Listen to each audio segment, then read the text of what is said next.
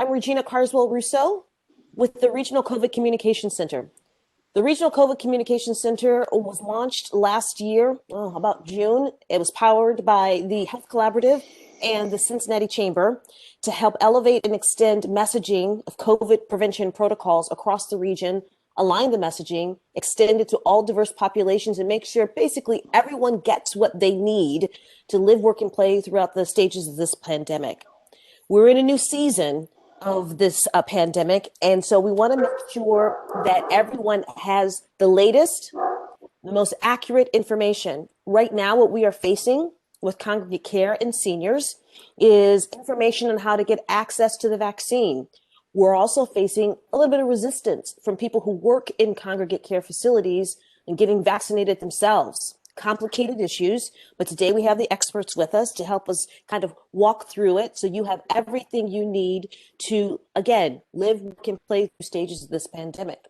Today we have Ken Wilson, who is Vice President Council on Aging of Southwestern Ohio, co-chair of the Congregate Care Steering Committee. And we have Chris Chirambulo, CEO CareSpring Health Management, co-chair of Congregate Care Steering Committee, and Dr. Odell Owens, President and CEO of Interact for Health. I want to thank everyone for joining me today. More people will be joining as we go along. This is a 45-minute informational session. We're going to be very relaxed and low-key. If you have any questions, please feel free to write them down in the chat. Ms. Heather and I will monitor it and try to get them out. If there are any questions we do not get to, don't worry, this session is going to be recorded and you'll have access to it and we will follow up. So we're going to get started. First of all, Dr. Odell Owens, CEO for Interact for Health, have a few questions for you. And I'm sure that a lot of people who are on this webinar have thought about this or people have asked them these questions. The answers that you're about to hear today, you might want to write them down. I'm going to encourage people to write them down, because this is the language and information that's going to be helpful for you to help your workers, your colleagues, employees, and also the clients that you serve. So just the basics. You hear a lot about getting the vaccines and everyone has an opinion on it, Dr. Owens. Why should people get this vaccine? Well, I believe we should get the vaccine for 3 reasons. For the past few months, we've talked about herd immunity. And that is that when you have a community in which you have a virus that's being spread, once you reach about 80% of those individuals who either have had the disease or who've had a vaccination, you tend to stop the spread. So number 1, herd immunity. 2, stop the spread. And number 3, which is something we're now talking about for the past month. We weren't talking about this 5 months ago, but now we're talking about stop the mutations. If we can stop the spread, we can stop the mutations.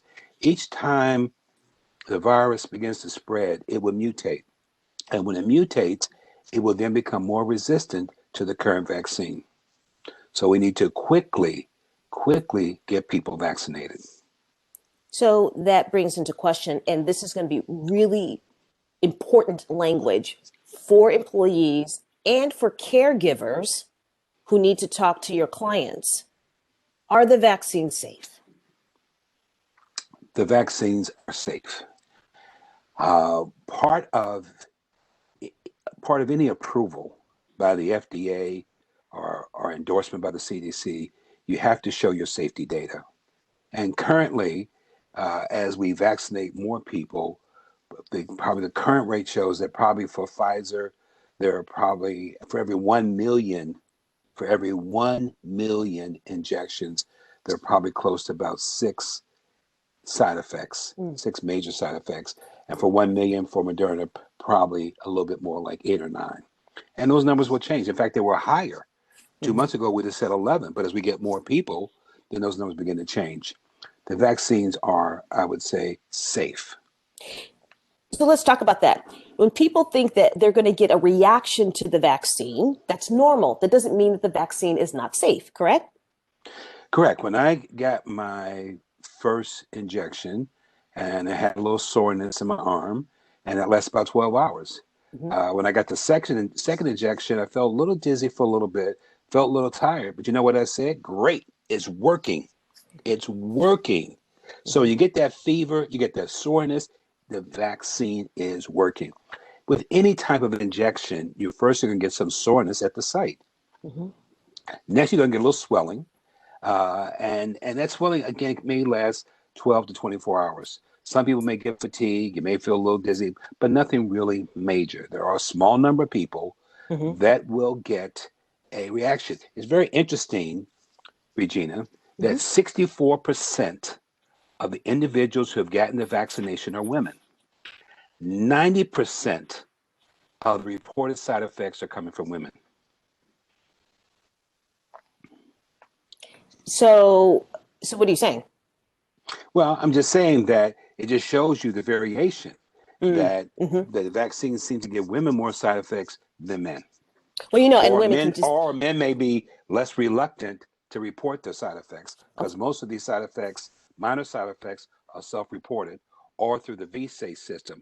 And that is when you get your vaccination, you can download an app, put mm-hmm. in the date you got your vaccination, and it will check on you each day, asking you for any symptoms or reactions.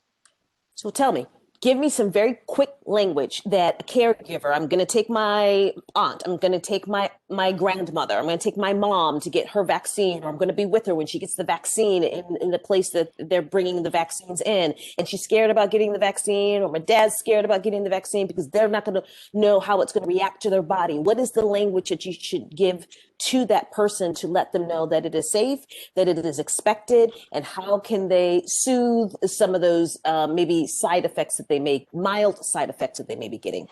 Well, I think you start with the word every. Every single trial, every single evaluation, all the major scientists have ruled this as being safe. So that's certainly on the table. And in terms of, first of all, when they put the needle in, take it out, most people don't even know it's been done. Mm-hmm. So you're really not going to have much reaction. But you would expect it's like the flu shot or the pneumonia shot. Most Yeah. individuals at that age have had the flu and the pneumonia shot. These are basically the same reactions. Makes sense. And most people over the age of 50 have a shingles shot, right? And everyone They knows better. If they yeah, don't, they better get it. In exactly. fact, it's two. The best To, medication now, you got to have two single shots, Exactly. two shots. And what do people say? That I'd rather have the side effects of getting the vaccine to protect my body than actually to get the virus, right? Exactly.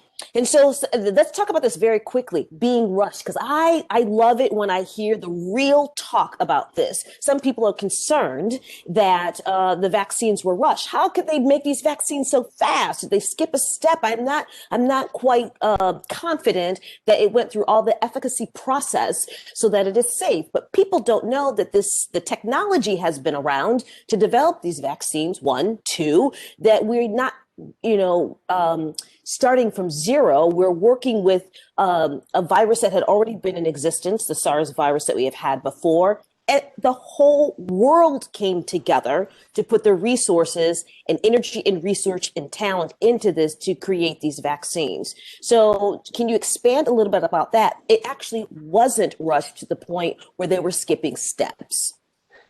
And you're correct. It was not really rushed. The technique, this new technique, uh, the conversations and research started in 1998. Mm-hmm. And in fact, I think Moderna and AstraZeneca have been involved since 2005. And Mm-hmm. they have done some experimentation already with the Zika virus and the rabies virus. Mm-hmm. Now, those two are not approved because they're lacking the numbers. It was difficult to go out and get 40, 50,000 people with rabies to test this Mm. stuff on. So that's why those, but the technique has already been done. As I said, it's been worked second You're breaking up a little bit, for Dr. any Owens. to pass. Okay, for any study, you were doing the same thing for me, so I'm not sure my connection to yours. Okay. But for any study, you have to have phase 3. That's the most important part, where you go out and you test 30,000 people who will get the vaccine, and then you compare them to 30,000 or 40,000 people who did not get the vaccine.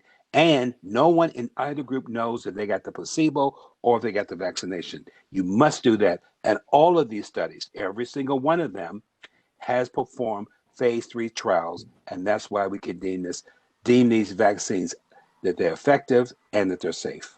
Perfect.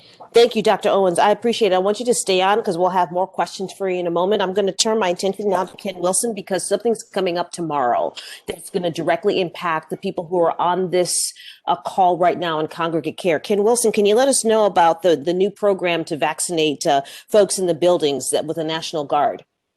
Yes, so we're very excited about this new program because it's taking the vaccine to where people live and to the most vulnerable population. And seniors are taking it on the chin with this virus. And it's very, very important that we get everyone vaccinated because 92% of the deaths in Ohio are from people that are over the age of 60. So this is a life-saving treatment. And we are working with the National Guard. And tomorrow we're going to be vaccinating 300 seniors that are living in congregate settings in independent senior buildings. And those 3 locations are all in the city of Cincinnati. And we're looking forward to, getting shots in arms. And this is going to be great because it eliminates the several barriers. Okay. It's very challenging to sign up for a vaccine. It's also difficult for a lot of seniors to travel to the vaccine site. So with this program, we're bringing the vaccine right to them, eliminating all these steps and all these barriers to getting the vaccine. And so that starts tomorrow at three places. How will we know where this traveling vaccine program that's going to be administered by the National Guard, helped and supported by the National Guard, where they will be? And will residents and family members of residents get a heads up on it? So in the 3 buildings that we're vaccinating tomorrow, all the residents have been informed. And we're also busing seniors in from nearby senior buildings as well to get vaccinated. Going forward, this is our first time out of the gate. So we're going to learn a lot tomorrow. But our hope is to expand this program and to grow it so that every vulnerable senior building in our community will have access to the vaccine. So I invite anyone on this call, if you have a senior building that you think has a lot of seniors in them that need vaccines, please reach out and we will work to get you on the list for future appointments. And maybe we can put it in a chat. Is there an email or a phone number that you want them to directly connect with you for that specific question? Sure, I can put my email in the chat. Okay, perfect. And so we are going to have 3 senior buildings tomorrow. So what happens on Saturday and next week? Will this be ongoing or are we testing it out tomorrow? What's the frequency of this? So there's a little bit of an unknown there because we're working with the state and with the National Guard. And right now I'm trying to demonstrate success with this program tomorrow. Okay. It's my hope that we'll get more clinics set up the last week of February. That's good news. And then more going forward. Yes. That's good news. Okay. And so what we also want to do is make sure that in this language that we're providing people is a little bit of patience as we continue to roll this out. We're going to make sure that everyone gets what they need, but we want people to know that when you are communicating with your teams and your staff and the residents that this is a fluid situation and we want people to be have a little bit of patience. So what's the role, speaking of the staff in the buildings as you organize this kind of clinic? Well, that's a great question. So the building staff are critical for this in terms of getting the information out to the residents. When is the clinic? Getting frequently asked questions out to the residents so that they know about the clinic, but also get their questions answered about the vaccine itself and all of the good information that Dr. Owens just shared with us. It's also, there's a pre-registration process. So we'll need the assistance of service coordinators or building management to identify the seniors that want the vaccine and to help with pre-registering people for the clinics at scheduled times. We're also going to need the help, the day of the clinic with managing traffic flow and reminding residents of the vaccine appointment. The National Guard is providing all the staff to administer the vaccine, and we also have staff from Council on Aging and the Health Department to help run the clinics themselves.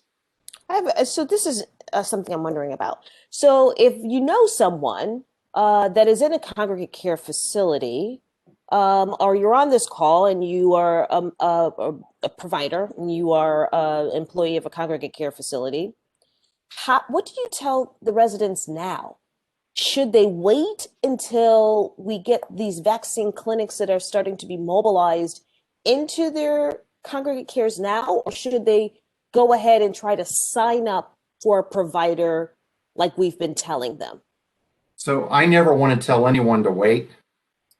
And my advice on that is if work with us to get a vaccine clinic to your building. But in the meantime, make sure you're getting information out to the seniors about how to register and sign up for a vaccine.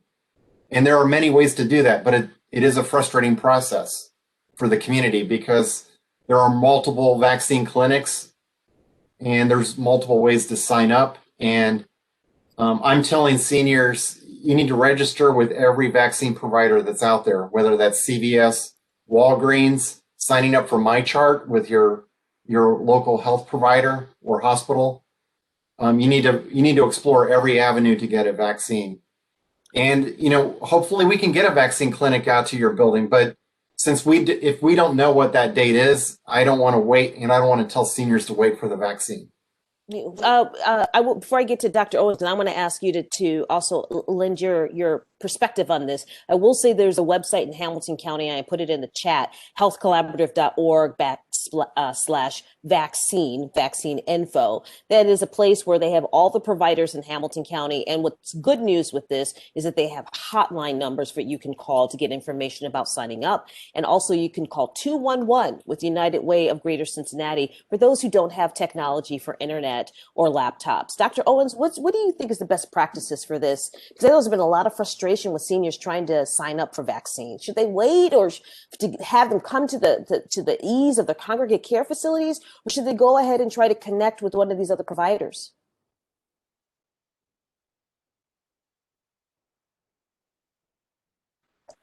I'm sorry, was that question for me? Dr. Owens. I'm sorry, I wasn't mute. I agree with Ken. You should never tell people to wait. Mm-hmm. The faster we can get people vaccinated, get to that herd immunity, we can slow down the mutation, which is going, because again, the mutations tend to be more deadly, and they spread a lot easier. Mm-hmm. So I say to see. Now the problem is that we have to also understand that when we tell people come to a certain place, then we talk about a transportation issue. Some seniors don't feel safe taking a bus. Mm-hmm. Some people don't feel safe going to a certain neighborhood. So we have to look at all those kinds of variables and see what's best for them. Is there going to be some place close to them, a trusted place close to them, then maybe they have to wait if they can't deal with some of those other variables of transportation and safety. That's good news. And also Interact for Health, I know they have lots of really valuable information on their website. So I encourage everybody to go to Interact for Health. Chris Chirimbolo, please welcome, come into the conversation. So CEO, CareSpring Health Management and co-chair of Congregate Care Steering Committee. So what are the top 3 lessons that we've learned from administering vaccines in nursing facilities that we should apply to vaccinating independent senior living buildings? Yeah, thanks for having me. Yeah, big picture. I mean, we've done 30 some odd clinics now and vaccinated about 3,500 residents and staff through this process. So it sounds like a daunting task, but I think just trying to keep it as basic as possible. First, start with education. Having a one-piece education that you can start giving to the staff or residents of your facility and staff. And having, from that standpoint, is don't make assumptions about who's going to take it and who's not going to take it. One might think, as Ken said, there's a high propensity of people over 60 having bad consequences from getting COVID from a death standpoint. Don't assume people are going to say, oh yeah, I'm just definitely going to do it. That was one interesting thing. First round of patients we talked to, about 75% said they would take it. I was shocked it wasn't 100% day one. So then from that point, understand what their concerns are. Try to answer with facts to those questions. And so what we did, we made a basic list of the residents, who's a definite yes. As Ken said, work on getting them the consent form and getting that completed. If the person can't make his or her own decisions, working with the family on getting that consent completed, it's not really hard. And just we keep it in one binder in the front of the buildings if a clinic comes to the building. Mm-hmm. Lastly, ensure whomever is running the process, they themselves are willing to take the vaccine, because it's hard to have buy-in or create buy-in within your facility if certain people in the leadership team who are running the clinic aren't going to take the vaccine themselves. And I'm not saying that that precludes that person from assisting, because we had some people who still assisted with the process, but it's easier for that person to sit down one-on-one with the person who's concerned about, like we talked before, the speed. Is it going to work? Any other concerns? And lastly, if you have no's or maybes, circle back on those handful of people and try to find a respected either resource, person, website, piece of paper to answer their questions. And you won't get everybody, but you will significantly improve it. And I can say from our buildings with the side effects, from all the people we've done, Dr. Owens said, very minor side effects. We had a couple people with fevers. We had a couple people a lot of people had sore arms, but everything was gone within 24 hours. We had a couple residents and staff who had to be off work for a day, but nothing long term. And the amazing thing is, since we started this a month and a half ago to today, we've had a 99% reduction in new resident cases of COVID in our nursing homes. It works. That is beautiful news.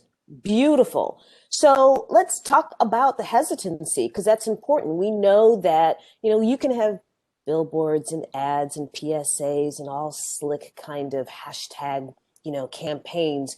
But when it comes to making decisions about your health, what will drive that decision is information from people that they know and they trust, which is to your end, Chris, when you said about having people who work there taking the vaccine and making sure that they see people that are taking it and that it is safe.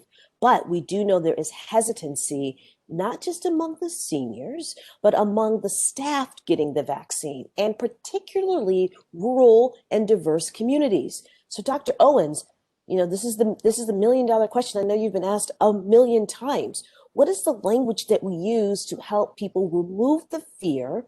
And there's lots of layers of that, to reduce the hesitancy to get people to connect to that vaccine.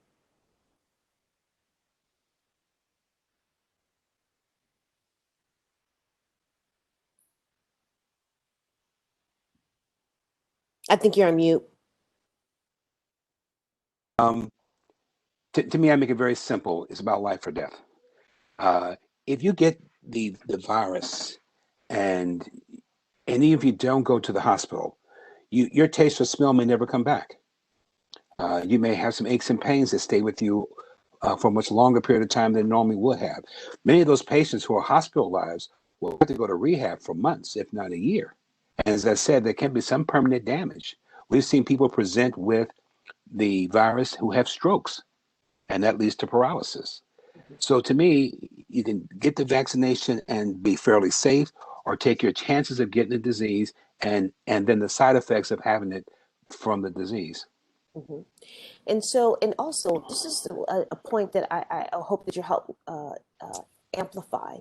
Getting the vaccine greatly reduces, if not eliminates, the possibility of people going to the hospital with any effects of getting COVID-19 or being exposed to it.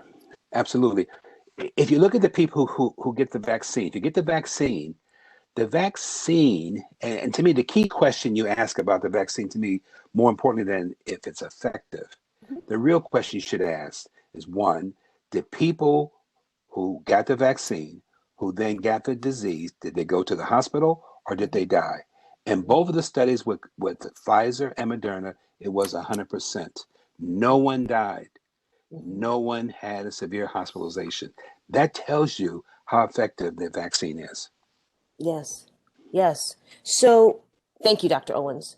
So Chris, so tell me a little bit more about the roles of the staff. What do you need from them? What kind of roles should they be playing specifically? And I want everyone on the call to kind of listen to this and think about the makeup of your staff and who you can tap into different areas in preparing a building and the residents for a particular clinic. Yeah, I think if you're going to have a clinic, first thing, just as Ken said earlier, work on getting the list of who's going to take and who's not.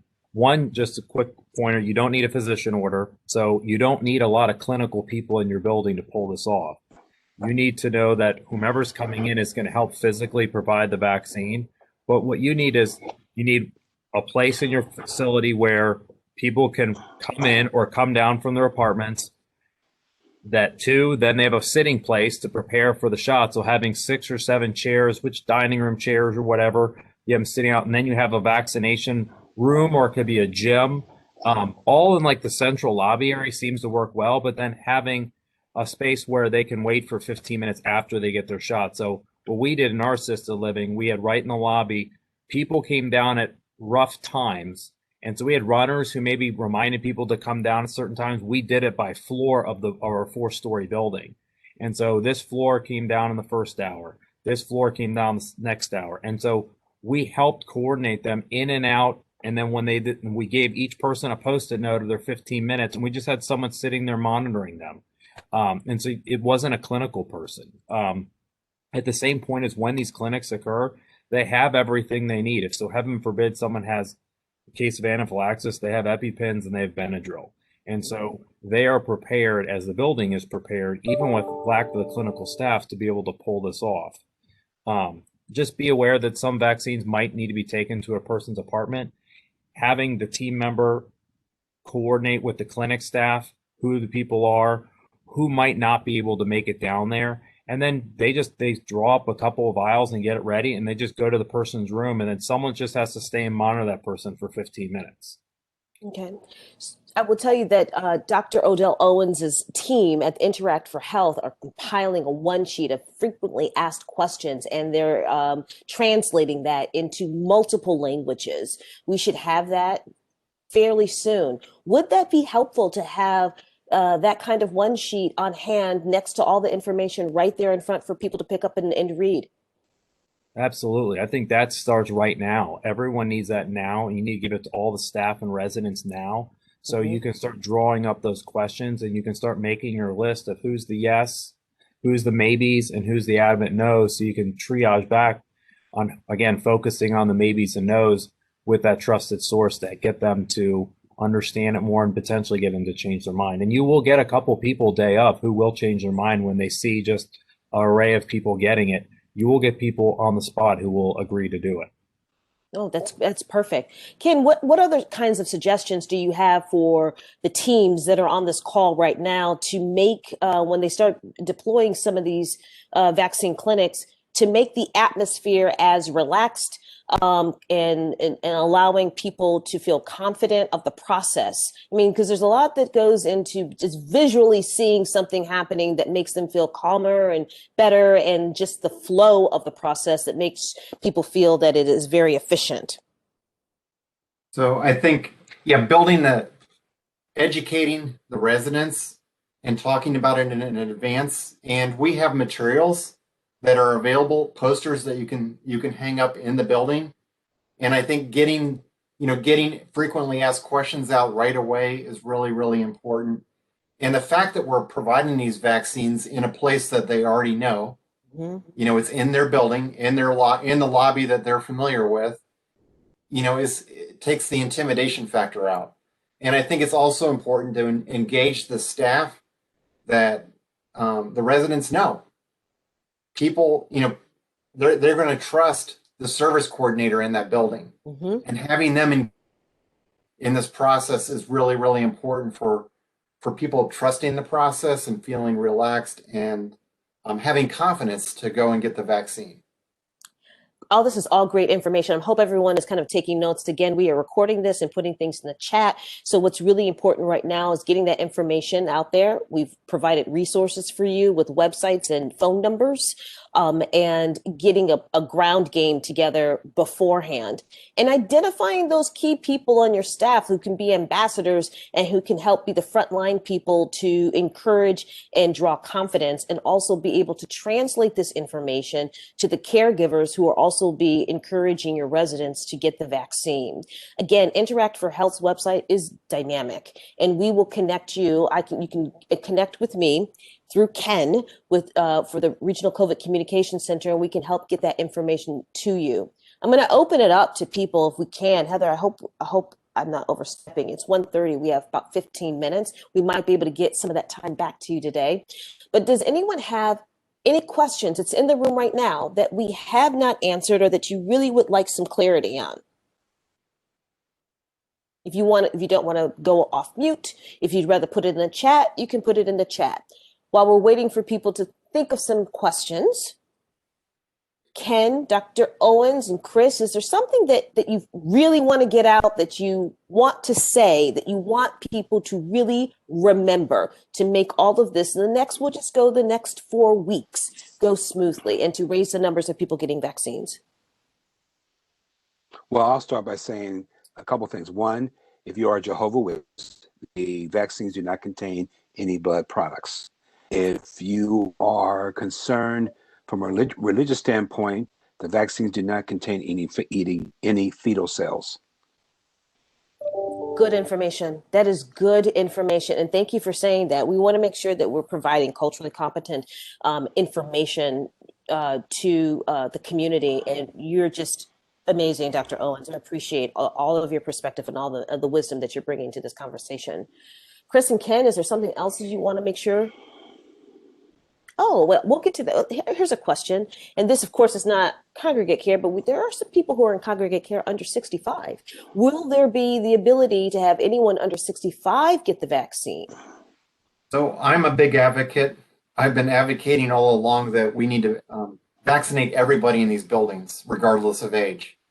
Now, unfortunately, there are some rules that are coming from Ohio right now about that. And those are being relaxed over time. So the last that I've been hearing as of yesterday is that we're vaccinating anybody over the age of 55. And it sounds like there may be some discretion within that as well. So, initially with the Guard's order, the National Guard's order with these vaccinations was 65 and over, but it sounds like those restrictions are being loosened up. Okay. And one other thing I wanted to say really quick is that I think another thing that you should think about with your building is who are some of the residents that are leaders in that building that people trust. And I know some buildings have community councils, or they have some, they have a resident president or some other community group that is engaged. And I would encourage you to think creatively about creating some leadership among peer leadership to encourage their peers, their peer seniors to get the vaccine. I think that goes a long way and is more effective in a lot of ways than anything that any of us can do. I think that's great advice. Yeah, that was the ambassador comment that you made spot on, because it's also using those residents, if staff can eventually having them tell their stories, because many of these folks have been through vaccinations, been through polio, disease that we just haven't seen in a younger generation, and it hasn't impacted us as much until now. And so, though we take vaccines when we grow up, it just doesn't mean as much. And now we're going through a pandemic. It was interesting. In one of our buildings, we had a 90-some-year-old who did it. She was a resident ambassador also for the staff. She went and explained the importance of vaccines and how it saved a generation of people years ago. And so, what was her name? You told me didn't you tell me her name? What was her name? I can't remember her name now. I'll have to look it up. Something, yes. But listening to her story and listening to the staff, it resonated a lot with some of the staff at the time who could get it, who are 20, 30, 40 years old, who might have been hesitant. And I think another thing is being aware that there is a hesitancy of staff and some people. I've already had COVID, so why would I get vaccinated? And what we just don't know is how much protection each person has. There is some protection, of course, but we just don't know enough. We do know vaccines are effective. And so we try to educate that on top of just the basics, because some people are shying away from it because they've had a past infection. Which brings me to, we'll have to remind everyone that you still have to use all the COVID prevention protocols, even while we're in the process of getting anyone vaccinated. Those masks and hand washing and distance is still very important. There are some questions. In fact, Regina, yes. In fact, the latest recommendation is to double mask now. Because of the South African, the Brazil, the UK, we must double mask, and you cannot double mask with 2 surgical masks. The inner mask can be a surgical mask, and the outer one should be a cloth mask. And it needs to be tight against your face. So that's the recommendation as of yesterday from the CDC. Let me tell you something, Dr. Owens. I got wind of that a couple of months ago, and I was doing that a couple of over Christmas with my husband, Right. and these boys in this house were wearing 2, 3 masks. Okay. Right.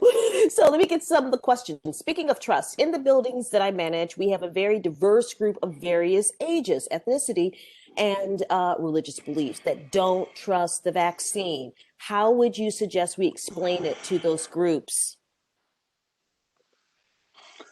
Well, I think you have to point out that the President of the United States, the Vice President of the United States, have gotten the vaccines, and various people around town that they may recognize and know have gotten the vaccine. So I think we have demonstrated by getting the vaccine that it is safe. And as I said, we look at the side effects, 5 for every 1 million doses. That's extremely low.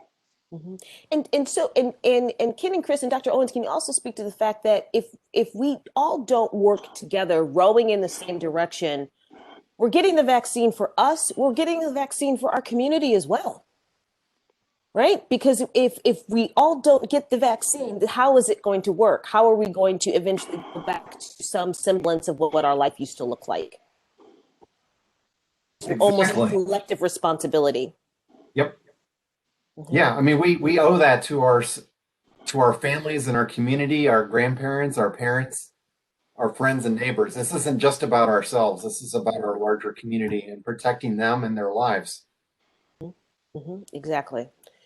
So here's a question. I am a manager who is a senior, and I will be able to take the shot. No, will I be able to take the shot? I'm a manager who is a senior. Will I be able to take the shot?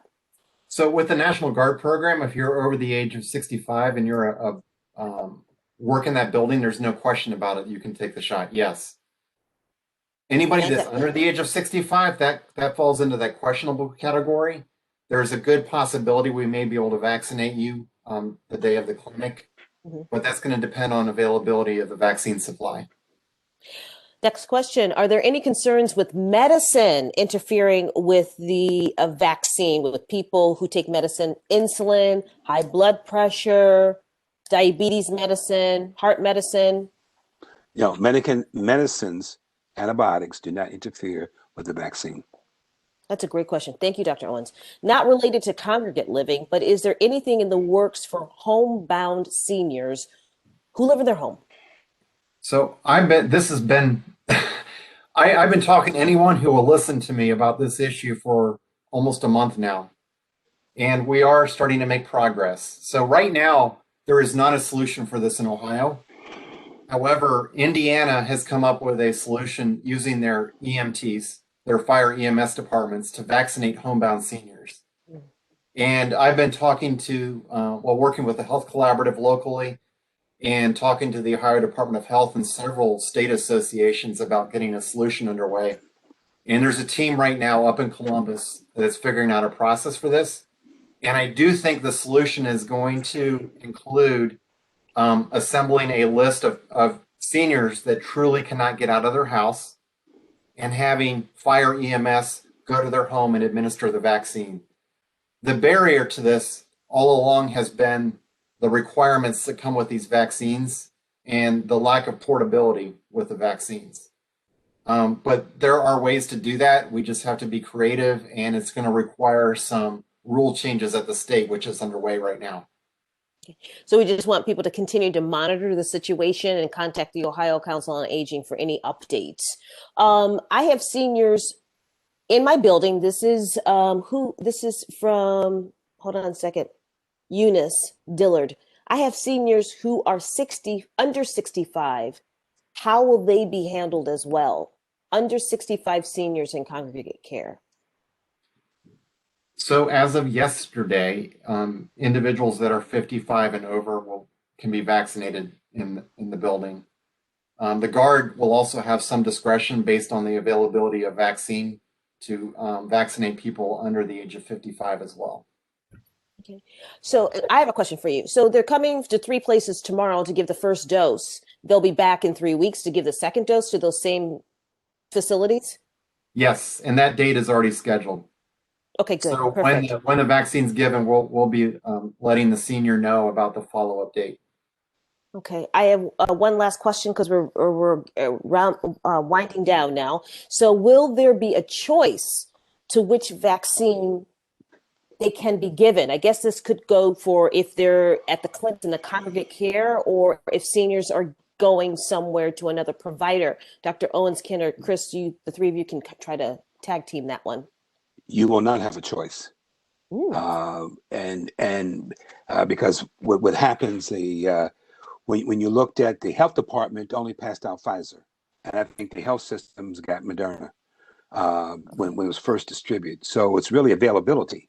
got it. So you can't walk in. It's not like it's going to be going to the store and soon I think I'll take one Moderna today and one Pfizer next week. Both your shots must come from the same company, Mhm, from the same company. You can't switch up, mhm. and you have to take and believe me, take what you can get.